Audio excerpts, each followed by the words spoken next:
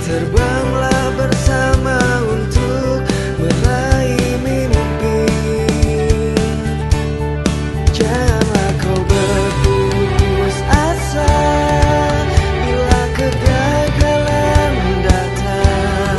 Tetap semangat, terus melangkah.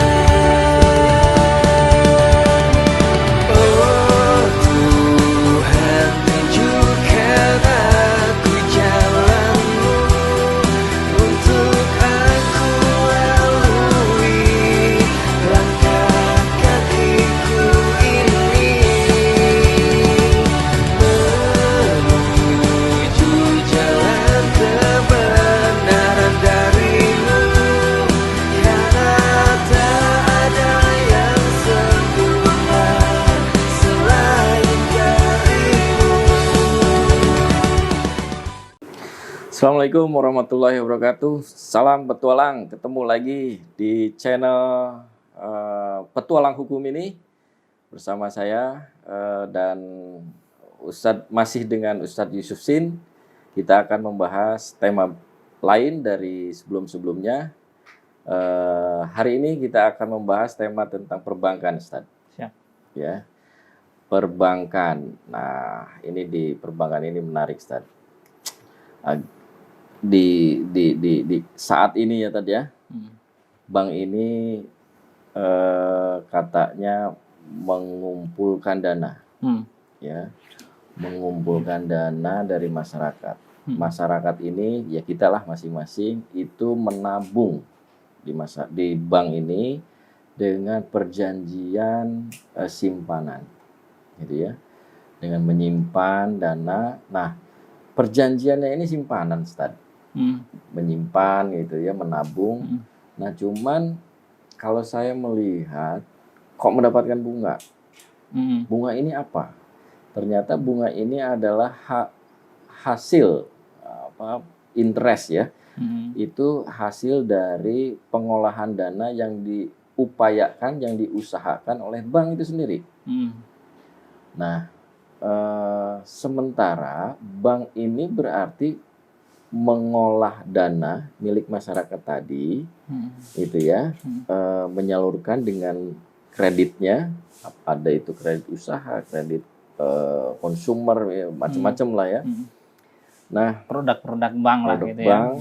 gitu ya. Nah, itu tanpa ada perjanjian lagi dengan ininya, dengan nasabah. Selain gitu ya. perjanjian Selain akad buka perjanjian. rekening. Ya, tidak ada lagi perjanjiannya. Tapi satu sisi si nasabah juga terima-terima aja dapat bunganya. Baik. Nah, permasalahannya adalah kalau misalnya dia menggunakan dana milik nasabah ini tanpa persetujuannya lagi, gitu ya, ini kan udah termasuk penggelapan. Nah, tapi ini dilegitimasi oleh peraturan Bank Indonesia bahwa Bank Indonesia bank itu boleh menyalurkan dana, ada batasnya dengan rasio kapitalnya lah ya, berapa persen boleh disalurkan. Nah, ketika dana ini disalurkan ke masyarakat, ke debitur ini, nah, di rekeningnya itu, rekening si nasabah penyimpan ini, uangnya masih tetap sama. Nah, tercatat. Tidak berkurang. Tercatat masih sama ya, tidak ada dipakai untuk kredit dan segala macam, tidak ada. Dana di rekeningnya sama tetap, gitu ya. Dan dia bisa ambil kapanpun. Tapi kalau semuanya narik, tapi kalau semua nasabah ini narik, banknya bangkrut. Nah, itu gitu. ya. Artinya ada uang yang realnya ya, berarti ada uang yang dipakai kan gitu kan. Menurut saya bukan hanya uang dipakai, Ustaz, tapi ada penggandaan uang menurut saya. Penggandaan uang ya. Penggandaan uang. Dia ini hanya ada uang 10. Dibolehkan katanya dari 10 ini 2 yang dibolehkan untuk dipinjamkan. Untuk dikreditkan. Berarti kan ini harus menggandakan uang 20%-nya. Katakanlah ini dibolehkan 20%. Dari 10, 2 yang boleh berarti 20%, Tat. Ya kan? 20%. Ini menggandakan uang dari 20%-nya kan? Karena ketika 10 ini ditarik semua, ini kan nombok. Begitu. Dan dana ini masih ada di debitur. Artinya berarti kan ini digandakan. Bagaimana menurut kacamata Islam, gitu ya, ini bagaimana nih, Ustaz? Baik. Baik, seperti itu, Ustaz. Bismillah, alhamdulillah, wassalatu wassalamu ala rasulillah. Baik, terima kasih ya sekali lagi saya ucapkan bisa hadir di forum ini. Jadi singkatnya bahwa persoalan perbankan ini kan persoalan yang baru lah ya. Baru belakangan ini kemudian kita mengenal yang namanya perbankan. Artinya fakta ini termasuk fakta baru yang dahulu itu tidak pernah didengar, tidak pernah didapati di zaman baginda Nabi SAW dan para sahabatnya dan juga zaman berikutnya, ya kan? Cuma kan bukan berarti Islam itu tidak punya solusi, tidak punya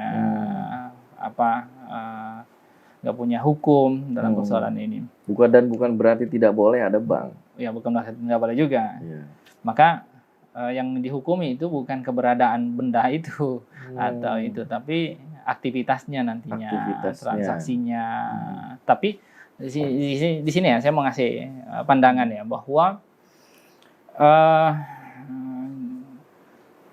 untuk kasus perbankan yang ada, maka kita harus clearkan begini, ya.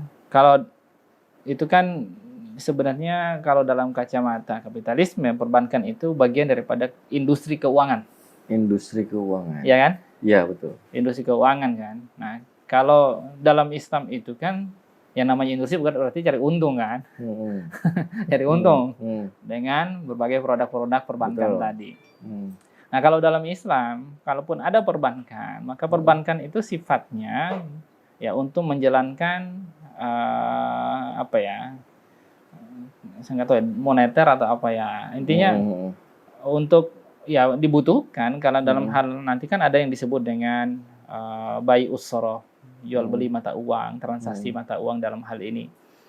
Dalam hal ini nanti ada kurs-kurs, ada ya pertukaran mata uang, misalnya kalau ada negara warga negara ingin keluar negeri atau apa, kan dia butuh uang yang berbeda dari negaranya kan gitu kan. Nah, tidak masalah kalau memang misalnya perbankan nyari untung di sini. Oh, tidak masalah ya. Kalau memang ada.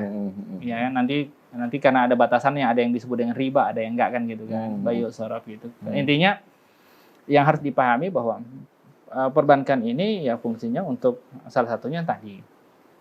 Biar ya namanya juga kalau perbankan harusnya dikelola oleh negara. Karena kalau negara kan pasti pelayanan. Karena kalau bukan negara nggak mungkin dia layanin orang. Pasti nyari untung kan? Kalau melayani oke, tapi dapat untung. Nggak dapat untung, mau nggak? Nggak ada orang saya rasa mau capek-capek mau membuka yang seperti itu kalau nggak dapat untung. Nah, persoalannya kalau bukan negara yang buka ini, dia dapat untungnya dari mana? Sedikit kalau misalnya dari persoalan tadi. Iya, betul. Ya kan?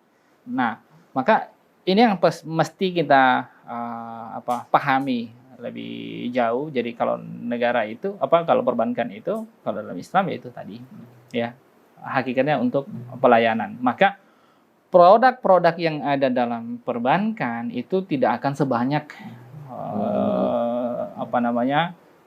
perbankan saat ini yang memang itu murni bisnis ya, namanya industri keuangan. Maka itu yang saya rasa paling penting perlu kita pahami. Maka yang kita lihat misalnya dalam kasus perbankan ya, dia ngasih pinjaman, ya kan, dan seterusnya. Nah, sudah pasti kan dalam pinjaman itu ada akad-akad yang tadi sudah disebutkan, pasti banyak akad-akad batilnya, ya kan, orang ya pemodalan, ya ada yang cuma minjam doang dan seterusnya gitu kan. Nah ini juga sudah jadi persoalan tersendiri sebenarnya, gitu kan. Ya. Dari segi produk. Tadi yang saya tangkap adalah bahwa transaksinya yang dipersoalkan gitu ya.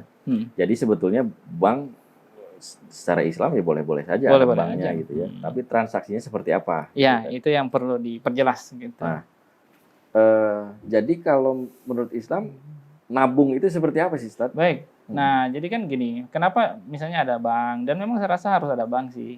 Harus untuk ada ya. untuk sistem saat ini gitu kan. Nah, tapi memang baiknya dikelola oleh negara supaya spirit pelayanannya itu muncul.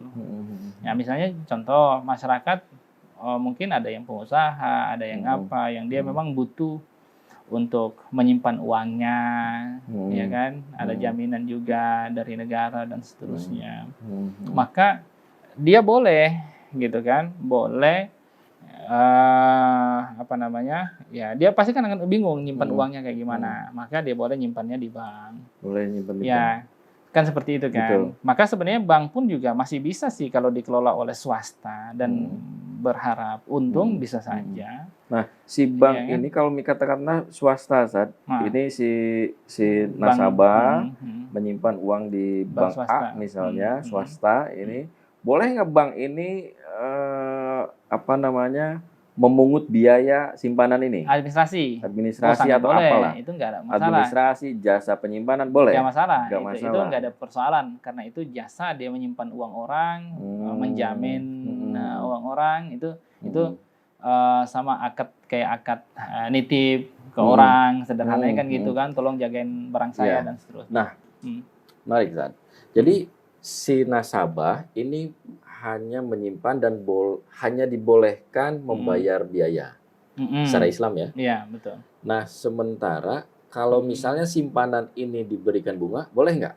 Nah, itu persoalan lain, gitu kan. Makanya gini, ketika akadnya adalah akan menyimpan, berarti dia sifatnya menyimpan doang. Menyimpan saja. Maka di sini kategorinya si nasabah mungkin akan ada biaya yang harus dikeluarkan karena jasa titipan dan seterusnya. Kayak kita nyimpan barang di masjid, di mana ada jasa titip gitu kan, ya monggo dia sudah amanin jagain barang kita.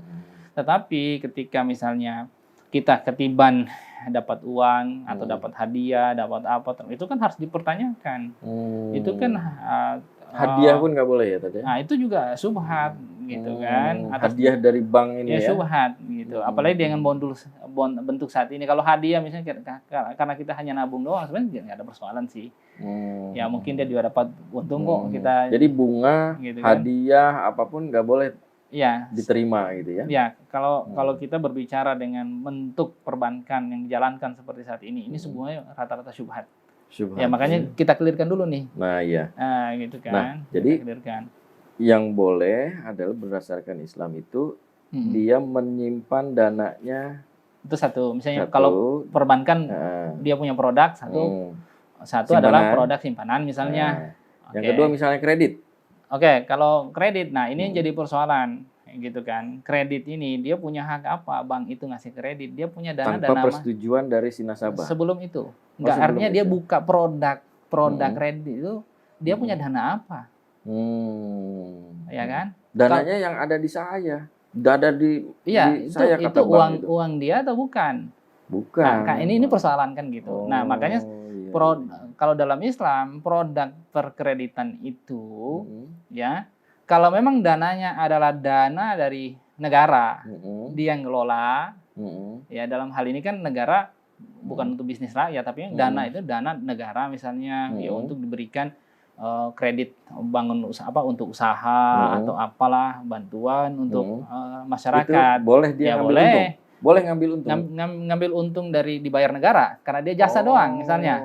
Negara intinya butuh yang bayar. Ya, negara butuh jasa perbankan untuk menyalurkan bantuan ini ke rakyat. Boleh?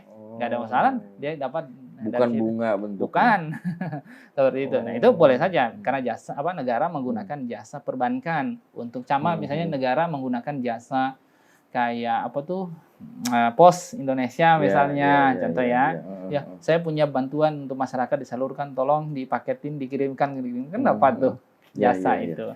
Nah, jadi kalau misalnya bank ini mau menyalurkan kredit atau mau menyalurkan dana yang ada di bank ini simpanannya, itu nggak boleh langsung atau boleh langsung apa gimana, Ustaz? Jadi gini, makanya harus dikelirkan.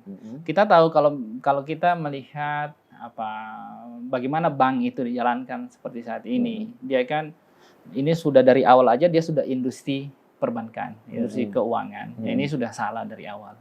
Kan dia benar-benar berusaha untuk cari untung kan, ya kan? Nah maka kita lihat produk-produknya seperti apa. Jadi kalau misalnya mereka menjalankan kredit, uangnya dari mana, ya kan? Dan kita tahu nggak ada dana, misalnya dana negara, negara punya uang, kemudian dia pengen bantu rakyat dengan cara tadi titipkan ke bank, gitu kan? Nggak ada fakta itu kita temukan. Kalau dalam Islam mungkin seperti itu, melalui itu mekanisme bank itulah distribusi kekayaan negara dengan cara tadi diberikan, gitu kan? Nah, tetapi kalau untuk saat ini misalnya bank membuka produk perbankan diantaranya adalah perkreditan, itu sudah pasti dia ambil dari uang yang ditabung oleh nasabah. Ya, nah ini kan pertanyaan besar, ya. Kalau tabungan berarti sebatas tabungan, titipan misalnya akadnya wadiah, nggak boleh diperuntukkan untuk yang lain, ya kan? Dan tidak boleh juga sih nasabah berakad yang lain. Kalau memang dia itu adalah untuk menabung, ya nabung akadnya. Kalau benar dia ingin misalnya syirka, gitu kan? Dengan syirka misalnya, maka si bank yang intinya dia jasa aja mencari partner siapa yang mau amilnya mengerjakan uang dari pemodal ini. Intinya nasabah adalah mudoribnya pemodal, kan gitu. Dia ambil jasa dari situ, mempertemukan itu ya. Boleh saja. Nah ini gitu jadi kan? si bank ini bolehnya itu mencari yang membutuhkan modal dan mempertemukan dengan si nasabah ini yang punya uang ini, yang punya pemodalnya lah. Oh, jadi dengan pemilik dana langsung gitu. Iya, kira-kira itu yang boleh, Ustaz, menurut Islam. Boleh, ya? Jadi nggak bisa pakai duitnya dia yang ada di dia, diberangkas dia disalurin ke si kredit. Nggak bisa ya. Itu terlarang. Itu menjadi tidak jelas. Nah, gitu kan. ketika ini mempertemukan antara si pengusaha ini dengan si nasabah yang punya uang ini, dia boleh mengambil keuntungan dari sini. Fee. Jasa gitu kan.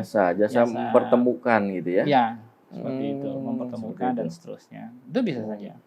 Boleh tiap bulan? Ya tergantung akad. Tergantung akadnya. Tapi dibolehkan itu. Tergantung akad, ya bolehkan ya. Maksudnya saya mempertemukan gitu kan. Ya, pihak perbankan, ya saya minta fee gitu kan. Boleh berbentuk persentase juga. Dari keuntungan. Ya, namanya juga ini kan simsar namanya, makelar. Simsar. Simsar itu apa tadi? Makelar. Makelar ya. Ya, dia makelar lah ya. Calo jasa doang. Jasa simsar kan boleh. Boleh ya. Ya kan? Nanti tinggal dilihat seperti apa. Dari prosentase dana yang digelontorkan boleh? Nggak masalah kalau menurut saya, karena dia bukan upah ya, bukan ijaroh, ya kan? Dan dia simsar biasanya itu tergantung ya, fakta itunya, gitu kan? Misalnya dia minta saya 10%, dan dia terlepas dari semua tanggung jawab akad mereka berdua. Ya, makanya itu nanti itu kan negosiasi. Ya, misalnya saya sebagai penghubung apa saja. Dari akadnya juga ya.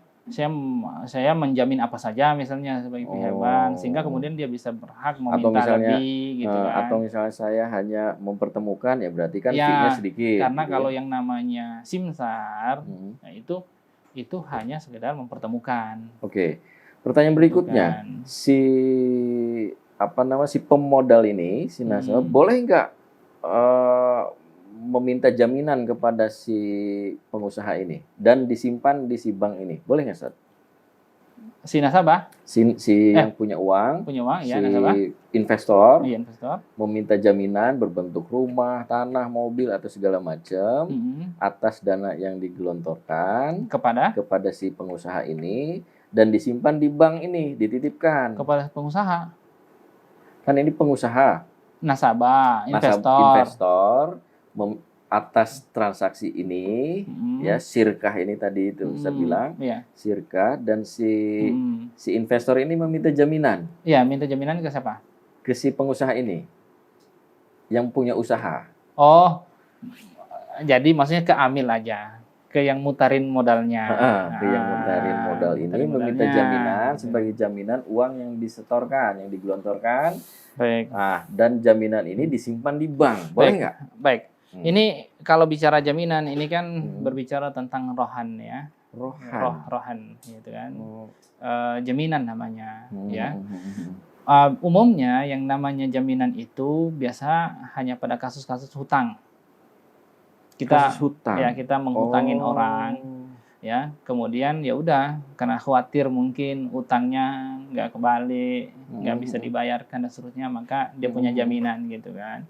Ada juga orang hutang nggak usah jaminan, perlu jaminan. Nah, tapi dalam kasus misalnya jual apalagi syirka, ya jual beli, itu bukan saya mengatakan nggak boleh, ya kan? Itu faktanya nggak dibutuhkan sebenarnya. Nggak dibutuhkan. Karena yang namanya jaminan, bahkan bisa nggak boleh kalau dalam kasus syirka. Apa gunanya juga jaminan? Gitu kan? Apa gunanya jaminan dalam kasus itu? Karena yang namanya syirka, kalau untung dibagi untung, kalau rugi. Ya dia si pemodal nanggung kerugian modal, gitu dan si itu nggak nanggung kerugian daripada keringat dia, waktu dia, tenaga dia untuk memutar uang itu.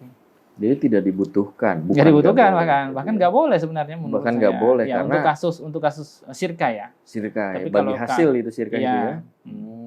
Hasil dibagi rugi ya enggak dong. Iya. Apa yang dibagi kan gitu. Seperti itu. Jadi dua-duanya harus terima gitu ya. Seperti itu. Maka misalnya karena logikanya bahwa kalau dia punya jaminan, fungsi jaminan apa bagi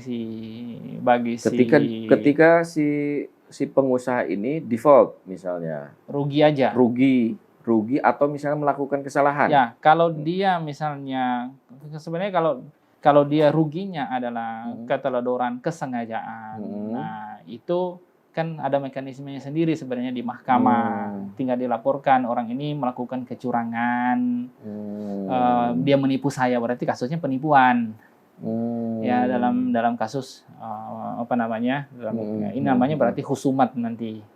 Ya, dalam peradilan. Perdagangan gitu. Ya, misalnya dia menipu saya dalam proses kerjasama syirka, ya kan, penggelapan uang kayak atau apa, gitu kan. Nanti tinggal mahkamah putuskan seperti apa, ya penyelesaian. Tetapi kemudian, nah makanya kalau yang seperti ini dibilang jaminan mungkin bisa saja, ya kalau bisa, memang kalau memang dia nuntut jaminan untuk kasus seperti ini mungkin bisa saja. Tapi bukan berarti jaminan itu mutlak dia miliki ya. Tapi kalau misalnya selama itu diputuskan ternyata di mahkamah, jadi misalnya ada sengketa nih diputuskan, ternyata tidak terjadi penggelapan, cuma murni rugi gitu kan, dia nggak punya hak untuk ngambil ini jaminan.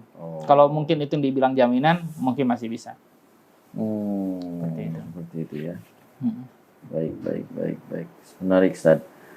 Oke, jadi kesimpulannya bahwa bank itu kalau menurut Islam boleh. Ya, keberadaannya sih bisa-bisa aja. Transaksinya yang dipermasalahkan. Yang dibolehkan transaksi adalah bank menyalurkan ini atas persetujuan atau hanya mempertemukan antara si pemilik uang dengan si pengusaha. Iya, pengelola. Atau pengelola atau yang membutuhkan jika memang ini adalah konsumsi. Rumah, mobil, dan segala macam. Seperti itu ya, Ustaz ya? Iya. Ya, itu rekan-rekan. Jadi sebetulnya perbankan itu boleh ya, dan sangat dibutuhkan untuk saat ini. Gitu ya. Kebanyakan banyak pertanyaan-pertanyaan yang tidak terjawab. Ini bank ini kok bisa menyalurkan dana tapi tanpa persetujuan si nasabah yang penyimpan. Gitu ya. Kemudian ketika dananya ditarik oleh nasabah seluruhnya, bank ini bangkrut. Artinya di sini ada suatu penggelapan, dan banyak terjadi ini penggelapan, si direksinya ini dilaporkan atas penyalahgunaan jabatan, penggelapan, penipuan, bahkan sampai korupsi. Banyaklah kasusnya yang sudah terjadi. Nah, ketika ini bank ini diterapkan secara Islam gitu ya tadi ya, ini bisa clear ya, tidak mungkin tidak akan ada permasalahan bank ini ya. Insyaallah. Tidak akan. Karena dia punya batasan-batasan yang sudah diatur. Ya. Nah, kepastian hukumnya ada, kebenarannya juga ada gitu ya, Ustaz ya. Betul. Tapi yang tadi saya menarik adalah ketika ada sengketa lari ke mahkamah. Ya, itulah fungsi mahkamah. Karena ini kan khusumat. Jadi kembali lagi ke sistem ya, Ustaz. Iya. begitu. Makanya ada kaitannya dengan sistem sanksi gitu kan. Jadi terkait semuanya ya, sistem itu ya, sistem Islam misalnya, itu ya. Misalnya mereka nggak mau sengketa ini ada penuntutan tidak bisa diselesaikan mereka gitu kan. Ya tinggal bawa ke ranah sana. Nah, itulah rekan-rekan, semoga bermanfaat. Sampai ketemu lagi di kesempatan berikutnya. Sampai jumpa. Salam petualang.